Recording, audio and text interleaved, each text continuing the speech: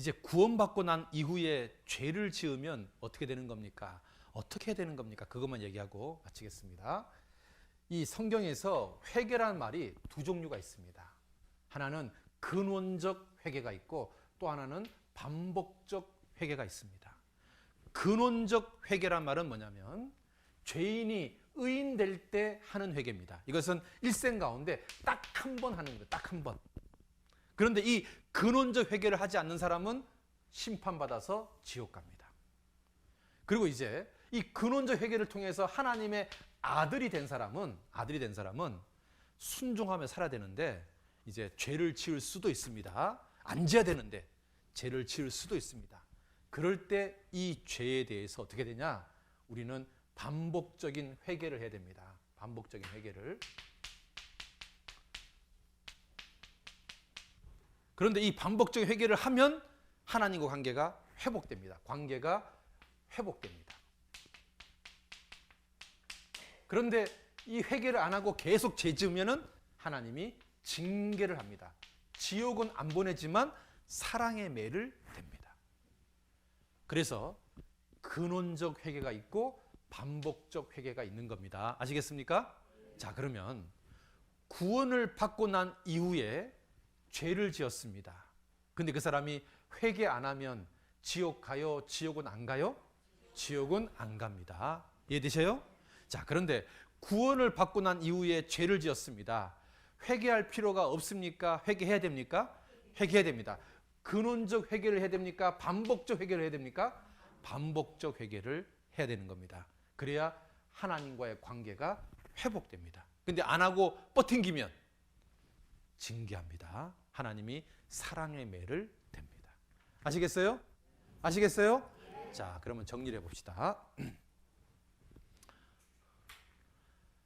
심판자와 죄인 관계에서 예수님이 이 죄를 해결했습니다. 이제 심판자 아버지가 되고 나는 아들이 됩니다.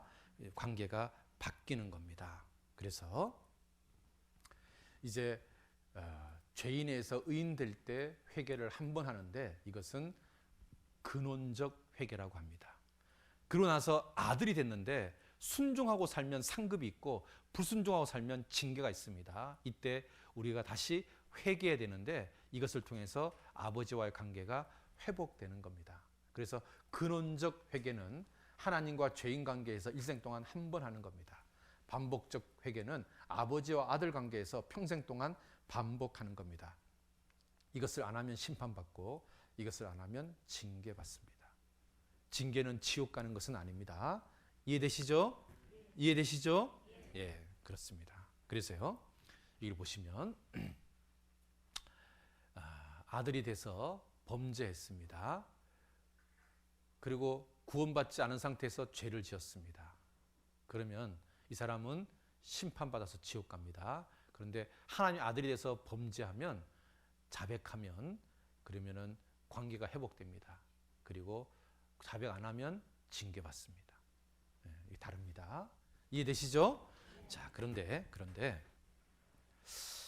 미국에서 정말 그 교회를 아주 굉장히 열심히 다니시던 분이 어떻게 이 전도 집회했던 DVD를 보셨나 봐요. 이분이 이제 저를 찾아왔어요. 찾아와서 뭐라고 말하시냐면 그 목사님 DVD를 보는데 다 모든 내용은 다 아멘이 된대. 다 맞대. 그런데 딱 한 가지 마음에 걸리는 게 있대. 그게 뭡니까? 그랬더니 이게 걸린다는 거예요. 이게 왜 걸리세요? 그랬더니 자기는 미국에 있을 동안에 어떻게 배웠냐면 아무리 구원을 받아도 회개 안 하면 지옥 간다고 배웠다는 거예요.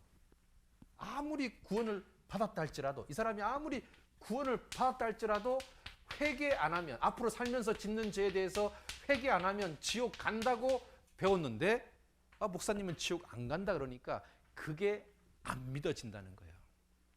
제가요 한 1시간을 이야기했는데도 안 믿는 거예요. 제가 이 그랜드 종합 교리라는 책을 끄집어냈어요. 그래서 제가 이렇게 말했어요. 선생님, 이 책에 만약에 제 말이 맞다고 나오면 믿으시겠습니까? 했더니 이 양반이요, 이 책 첫 페이지에 이 책을 누가 추천한 줄 아십니까? 우리나라의 네노라는 유명한 목사들이 이 책을 추천한 책이거든요. 이 책은 소위 말해서 정통 교리만 담아놓은 책이거든요. 그래서 이 책에 만약에 제 말이 맞다고 나오면 어떻게 하시겠습니까? 했더니 그러면 믿겠대요. 여기 464페이지에 이런 내용이 있습니다. 이미 의롭다함을 받은 성도들이 반복적으로 회개하는 것은 하나님의 심판의 형벌을 받지 않기 위해서입니까? 대부분 사람들은 예 이렇게 말합니다. 그런데 이 책은 그렇지 않습니다. 왜냐하면 그리스도를 믿음으로 의롭게 된 성도들은 그 믿는 순간부터 구원을 받아 죄의 형벌로부터 면제되었기 때문입니다. 즉 하나님께서 성도들을 의롭게 하신 것은 과거 죄에서 해방시켜 주신 것만을 의미하는 것이 아니라 현재나 미래의 모든 죄까지 이미 해결해 주신 것입니다. 따라서 이미 구원받은 성도에게 있어서 죄의 회개는 죄에 대한 하나님의 형벌과는 아무런 상관이 없습니다. 그렇다면 성도가 반복적으로 회개해야 되는 까닭은 무엇입니까? 하나님과의 관계를 회복하기 위해서입니다. 맞아요? 그렇게 되어 있습니다. 다시 잘 봐요. 잘 봐요. 이미 의롭다함을 얻은 성도들이 반복적으로 회개하는 것은 하나님의 심판의 형벌을 받지 않기 위해서입니까? 대부분의 기독교인들은요, 이렇게 물어보면 예라고 말합니다. 그런데 그렇지 않습니다. 왜요? 하나님께서 성도들을 의롭게 하신 것은 과거 죄에서 해방시켜 주신 것만을 의미하는 것이 아니라 현재나 미래의 모든 죄까지 이미 해결해 주신 것이기 때문에 그렇습니다. 그래서 구원받은 성도들에게 있어서 죄에 대한 회개는 죄에 대한 하나님 형벌과는 아무런 상관이 없습니다. 그렇다면 왜 회개하는 겁니까? 하나님과 화평한 관계를 누리기 위해서입니다. 관계를 회복하기 위해서 하는 거다 그 말이에요. 관계를 회복하기 위해서. 아시겠어요? 그러면 다시 물어볼게요. 구원받고 난 이후에 죄를 지었습니다. 그 죄 회개 안 하면 지옥 가요? 지옥 안 가요? 지옥 안 갑니다. 여러분 고린도전서에 어떤 내용이 나와 있는 줄 아십니까? 아버지가요 새장가를 갔어요.